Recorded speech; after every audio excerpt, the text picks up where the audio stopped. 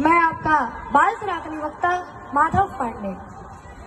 आज सत्य संस्कृति चैरिटेबल ट्रस्ट की तरफ से हमें कुछ बोलने का मौका मिला, जिसके लिए सत्य संस्कृति चैरिटेबल ट्रस्ट को बहुत बहुत धन्यवाद, मेरी ओर से बहुत बहुत धन्यवाद।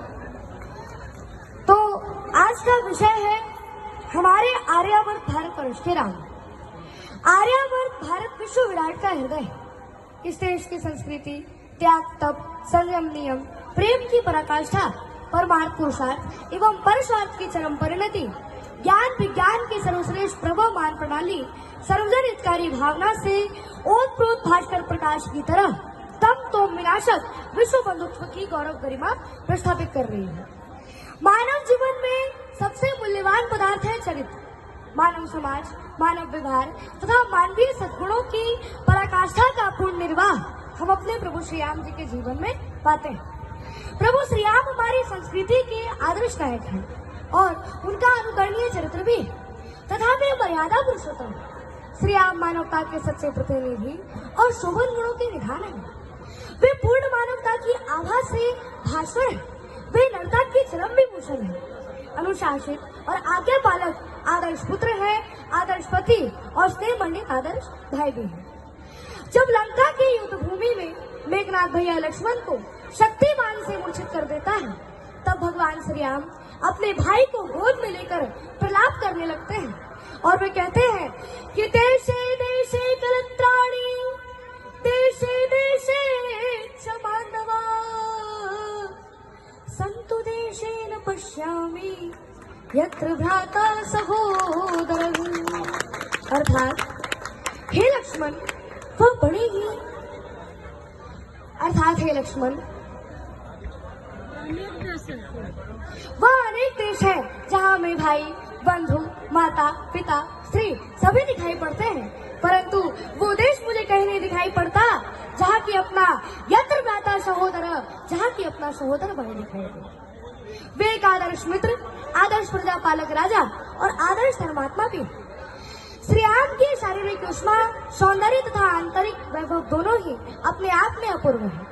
उनके विषय में वाल्मीकि मुनि का एक कथन है कि विष्णुनाम सदृशे विरजे सोमवत प्रिय दर्शनः, कालाग्नि सदृशे क्रोधे छाया पृथ्वी समः। अर्थात वे विष्णु के समान बलवान हैं। उनका लावण्ययुक्त तेजस्वी स्वरूप द्रष्टव्य है। उनका दर्शन तो चंद्रमा के समान शीतल है और वे क्रोध में कालाग्नि के समान है और वे पृथ्वी के समान क्षमाशील और क्षमावान भी।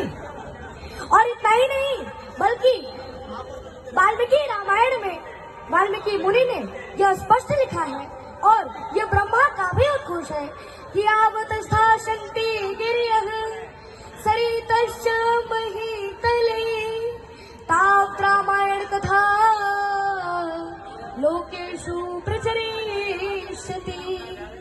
अर्थात जब तक धरती पर पहाड़ के अस्तित्व रहेंगे, नदियां बहती रहेगी, तावत् रामायण कथा लोकेषु प्रचरिष्यति, तब तब राम की कहानी घर घर में कही जाती रहेगी।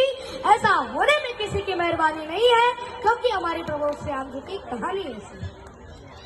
और महाकवि जयदेव ने अपने प्रसन्न राघव नाटक में श्री राम के प्रति यह प्रश्न उठाया है कि कथम पुनः कवि सर्वे रामचंद्र में वर्णयन्ति।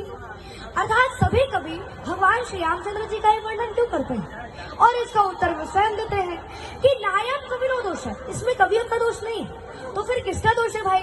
इसका स्पष्टीकरण वे इस श्लोक के द्वारा करते हैं। सुषुप्ति नाम पात्रम रघुकुल तिलक में कम कल्पताम, कवि नाम को दोष सतु गुण गणाणाम गुण। अर्थात दोष उन कवियों का नहीं है, बल्कि दोष उनके गुण समूह का है, जो कि बरबस करके अपने और आकृष्ट करके वर्णन करने हेतु बातें कर देते हैं। राम कथा भारतीय संस्कृति और मानवीय इतिहास की अमर कथा है तथा रामायण और रामचरितमानस की ही तरह काव्य के समस्त गुणों का पूंजीभूत रूप है। भगवान श्री राम जी का चरित्र, जो कि अपनी ही शीतल छाया से काव्य रसिकों, भक्तों और आध्यात्म प्रेमियों को आश्रय देता हुआ आज तक प्रकृति के विशिष्ट विभूति के रूप में अपना मस्तक ऊंचा किए खड़ा है। बाबर की बर्बरता का तो बाबर की बर्बरता का तो होना अंत जरूरी था, इसीलिए तो इस सत्ता में खोना संत जरूरी था। मंदिर गिरना मंदिर बनना, मंदिर गिरना मंदिर बनना, ये सब प्रभु राम की इच्छा थी। कलयुग में मर्यादित रहना सबसे बड़ी परीक्षा थी। मर्यादा में रह करके ही मंदिर को बनवाए हैं। निराधार जब तक हुए सब तभी राम घर आए हैं, तभी राम घर आए हैं, तभी राम घर आए हैं। जय जय श्री राम।